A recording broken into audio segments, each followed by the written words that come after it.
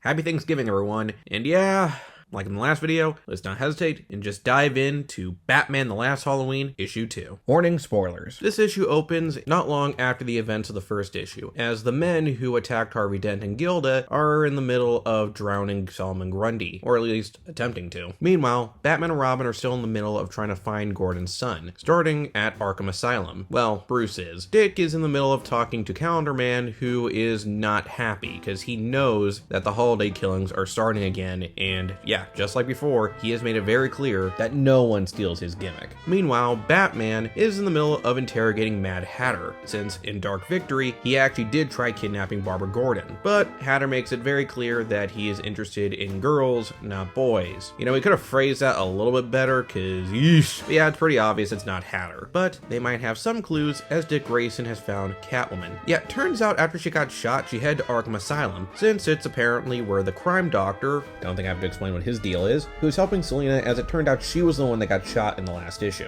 Batman offers her help, but she denies, saying that she feels safer here, and is actually planning to stay low for a while, as, yeah, on Halloween, with the same gun than the holiday killer, she knows something's going on, and she doesn't want any part in it. Jump ahead later in November, and Batman and Gordon are nowhere closer of finding out who shot Catwoman, or who kidnapped Gordon's son. But things get interesting, as the GCPD have a very special delivery, a package that is using a bunch of James Gordon Jr.'s missing posters that contain fish along with Solomon Grundy's coat. And if you know Sicilian culture, or just watch The Godfather, you know that this is a reference to Swimming with the Fishes, which Batman and Gordon immediately catch on, as now they believe Solomon Grundy is dead. Well, even more dead. But before they can discuss further, they notice the bat signal is on, and go to investigate. Turns out that the ones responsible were FBI agents Edwards and Sullivan, who were actually tasked to find Gordon's son. But all they've been able to find so far is an umbrella, though when they look at the umbrella, despite Gordon claiming that it's his son's, does seem to have a feature that he didn't notice before. As Batman twists the handle, it actually shows the handle is revealed to look like a penguin. Clearly, their next suspect is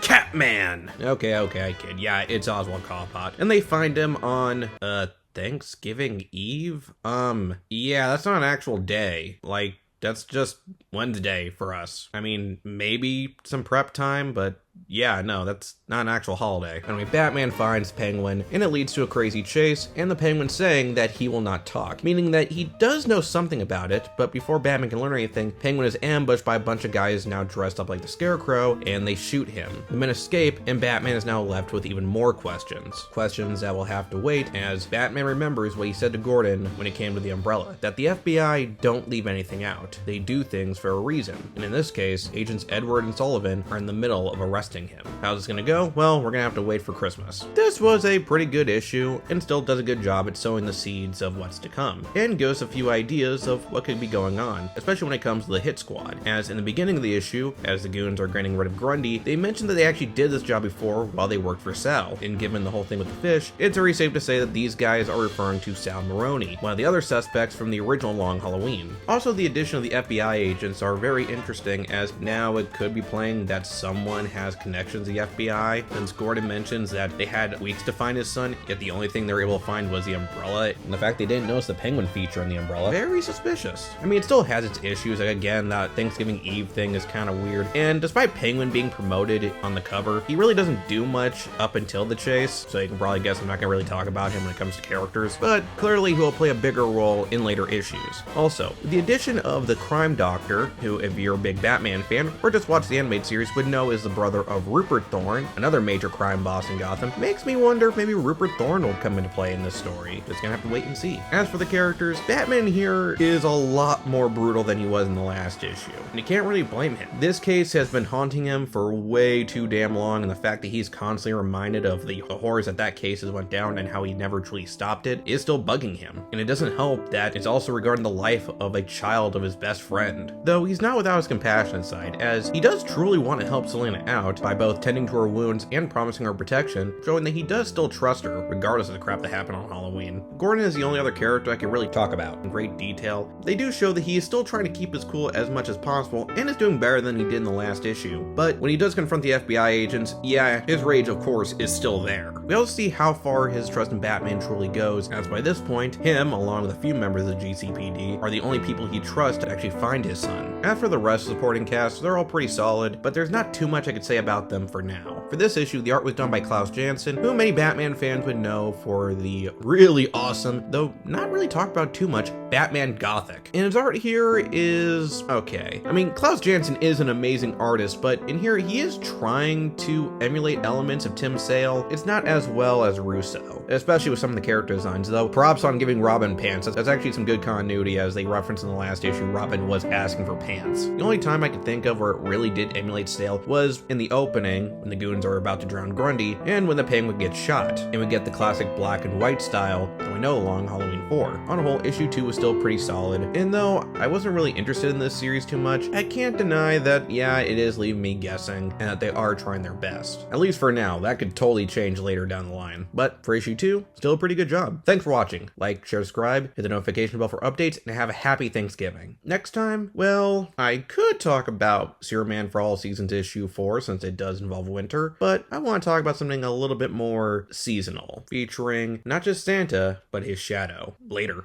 Happy Thanksgiving, everyone. Ash, where's all the stuffing? Ash, did you have all the stuffing? No.